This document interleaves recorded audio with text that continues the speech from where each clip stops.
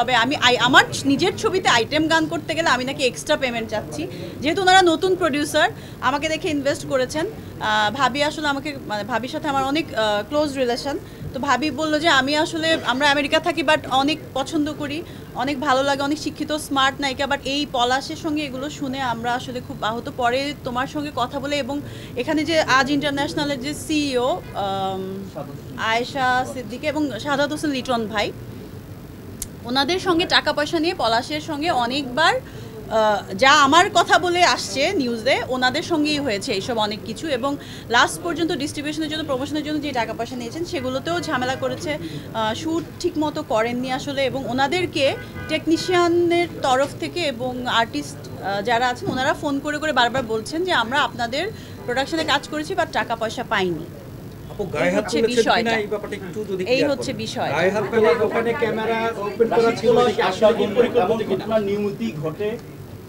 আমার রাশিদ পলাশ অবশ্যই আমার বন্ধু না, সে আমার একটা ছবির ডিরেক্টর এবং আমার মনে হয় যে আমার একটু জেনে শুনে এই ছবিটা সাইন করা উচিত ছিল, যে সে আসলে কিভাবে আমাকে প্রডিউসারের সামনে প্রেজেন্ট করছে যে উনি ছবিটা করছে, উনিই পুরো দায়িত্বটা নিচ্ছে, এরকম কিন্তু কোনো বিষয় ছিল না। এবং আমি শুনতে পেরেছি পরে প্রডিউসারের যে প্রোডাকশন ম্যানেজার ছিল তাকে সে বাদ দিয়ে নিজের প্রোডাকশন ম্যানেজার রেখেছে। এটা নিয়েও তাদের মধ্যে দ্বন্দ্ব ছিল। যেহেতু তাদের মধ্যে অলরেডি দ্বন্দ্ব, এর মাঝখানে আসলে ওই ছবিটা সাইন করার পর আমি আরও 3টা ছবি শুটিং করেছি, এটা 2-2.5 বছরের ঘটনা।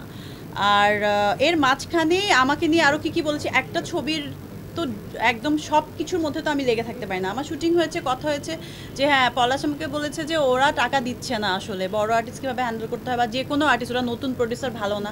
আবার ওদের পক্ষ থেকে এখন শুনছি পলাশ আসলে টোটালি আনপ্রফেশনাল ওয়েতে কাজ করেছে এবং আপনার নামে এবং আরও বিভিন্ন মানুষের নামে যারা এখানে আজ ইন্টারন্যাশনালে যারা দায়িত্বে আছেন, যেহেতু যে ইনভেস্টার উনি বাইরে থাকেন, দায়িত্বে আছেন, তাদের সঙ্গেও আসলে একটা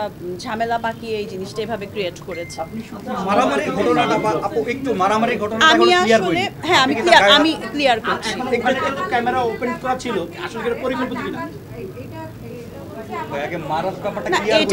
এটা নিয়ে আসলে আমার একটা প্রশ্ন করি,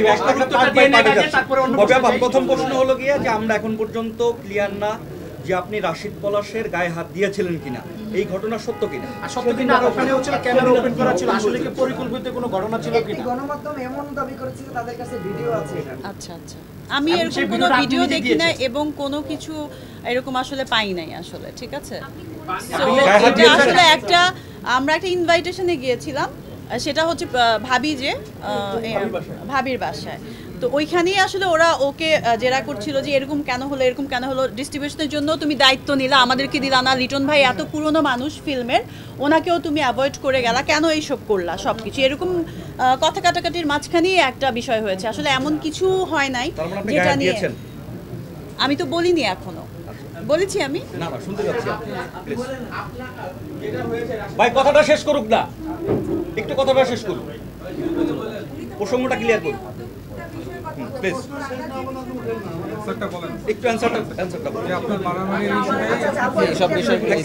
এবং আমার ডেটস অনেক দিন ডেটস নিয়ে ওই ডেটগুলো ইউজ করেন নাই, সো এরকম আসলে অনেক কিছু বিষয়। আরও ওই যে সিইও